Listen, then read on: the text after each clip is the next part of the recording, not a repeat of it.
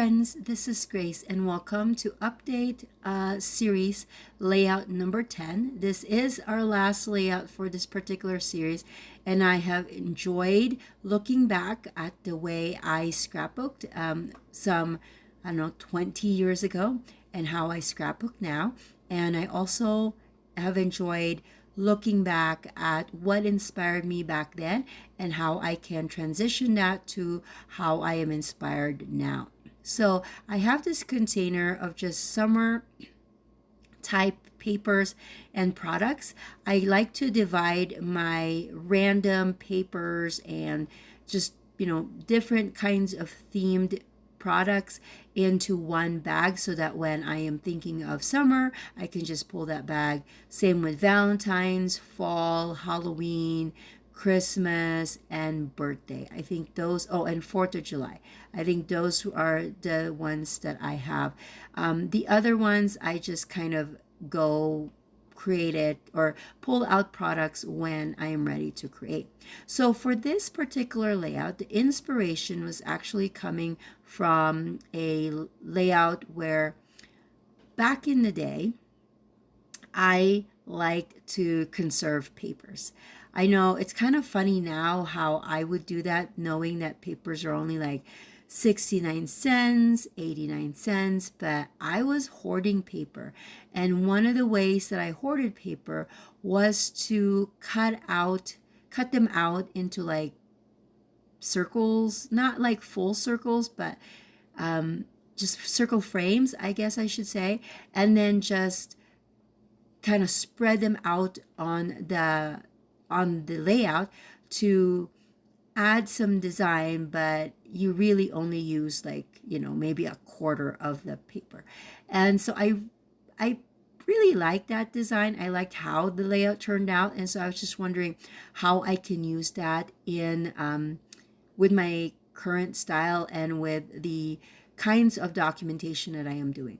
So it just so happened that as I was going through some photos, I saw these photos of my husband and my two older ones. My youngest son was somewhere in this memory, but he wasn't in the picture. And then I was taking the picture, so I'm not in the image. But we were going down a river, and we were going to go down with our inner tubes. We had some not random, but we bought 2 circle inner tubes and then 2 tire inner tubes.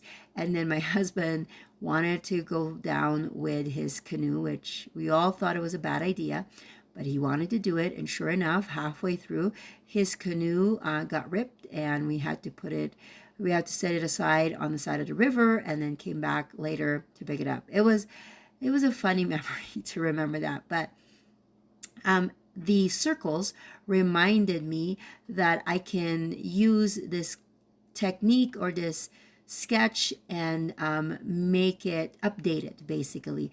And so the sketch actually had the circles on the left side. The inspiration had the circles on the left side. I'm using it as a sketch, and so I'm flipping it 90 degrees wherein the circles are going to be on the bottom just because of the orientation of my photos. I have 3 photos here and they are identical to one another. And I am going to put them, because they are vertical in nature or portrait in nature, and so I'm going to adhere that on the top. And then I added some pattern papers on the bottom and on the top. I used the text one that's brightly colored, and I'm using that on the top because I know I wasn't going to do a lot on the top, or I wasn't going to adhere too much on the top. And so that's going to go there. But then I used kind of it's the water type of scallop, if you can call that. I'm going to put that on the bottom because I will be putting circles on top of that, so I didn't want the pattern paper to clash with the circles. I have already cut down my circles at this point, and basically I used my nesting die and used like so not the circles that are next to each other, but I skip one circle, and then I go ahead and cut out the circle so that it's like a wheel. And I do have a lot of extras because then I do have the positive side, which is the inside circle, and I will be adding some of it here, but I'm also going to be saving some of that for maybe just another layout. So I'm overlapping them, kind of like if you think about the Olympic circle, but I am trying to make sure that I don't put like two of the same size next to each other, and I'm also paying attention to the pattern and the colors. I want them all spread out so that it will look more cohesive, I guess is what I'm trying to say. And then once I have all of that that looks good, then I am going to be adding the inside circles. So you notice that when I do the inside circle, there's a little bit of that blue or blue purple background that's showing. That's what I wanted. And that's why when I had cut it, I made sure that I wasn't picking the circles that are right next to each other because I wanted some spaces in between.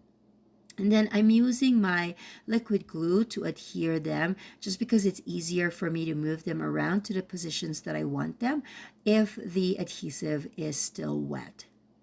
And then I'm just going to adhere that. I did, because I only had 3 photos, I did add some grid paper in between the first and second photos, and that's going to be where my journaling is. I will handwrite my journaling. And another thing that I wrote here was because this was our first time doing this. So we actually stumbled upon this river on one of our Sunday drives during 2020, during those moments where we were stay-at-home orders. We would, after church on a Sunday, we would go on a drive because, you don't have to talk to people that is not in your household. So we would go on drives, and it just so happened that we went on a drive one time and we discovered this. So it's about 45 minutes away from our house, and we were just kind of looking at it, and we saw some people that were actually going down the river with their floaties, and we were like, that sounds really fun. We should do that. And so I want to say, like, we went on a drive in August, and then, or maybe it was July, I can't remember, but it was during the summertime. And then we just decided that Labor Day, that is what we're going to do. And so that's what we did here. And it was really fun, but we weren't quite prepared for it. Like, I had brought my small DSLR, my D40, and for some reason, the sun had beat on it and it wasn't turning on. Like, it wasn't taking any pictures. So, and that was the only camera that I brought while we were in the water. And so I didn't get any pictures while we were on the water. The only pictures I had was this one. And then when we came out of the water and I had my phone, and then I took more pictures. But that was one of the things that I wrote down in my journaling, that this doesn't seem like a picture that says it all. But for me, it reminded me of the start of an adventure that we did that day. Okay, so now we're going to go back to just creating the layout. I found this really cute cloud that had some lines on it, and I thought, oh, I will put that as a placeholder for my title. And I am just using some old stickers here. As you can see, I'm using an F for an E, and then I'm going to turn the P into an R, and I'm going to spell out summer float because, why not? And then I will handwrite my journaling off camera, so you don't have to watch that. But I will be adding a few more details here and there. Basically, what I did was I pulled out all of the summer stickers that I had in this particular pouch or plastic sleeve, and just started going to town, adding some stickers. Oh, I also had a couple of die cut packs from Simple Stories in this particular bag of products, and I pull that out, and I'm going to add a few more die cuts along with stickers here and there. So I'm adding them with some foam adhesive, some with just liquid glue, and I also had a bunch of hearts that I'm going to be adding. And so I just decided that that would be a good combo of decorations for this particular layout. So I hope that you guys have enjoyed this series, and this is going to be my last series of the year. So I hope that you guys have enjoyed all of the videos that I have shared in 2023. I hope that you will continue to support me in 2024. Come back and watch all of the other videos that I have. I know that I have had some requests for me to bring back my A to Z scrapbooking series, and I want to tell you that I'm seriously contemplating that. I don't know if I'm going to do it in 2024 just because I don't know. It just, it's not in the cards right now for some reason. In my mind, I feel like I don't want to commit to doing that. I don't know.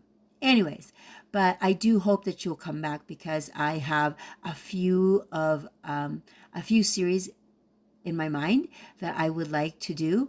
One of those series that I'm thinking that I want to do in 2024, that it's going to be kind of like my year series, is based off of a creative book, and I'm really excited to share that book with you guys. So let me know if you're interested in that. It's been a while since I've done a creative type of book review, so let me know in the description box below if you're interested in that.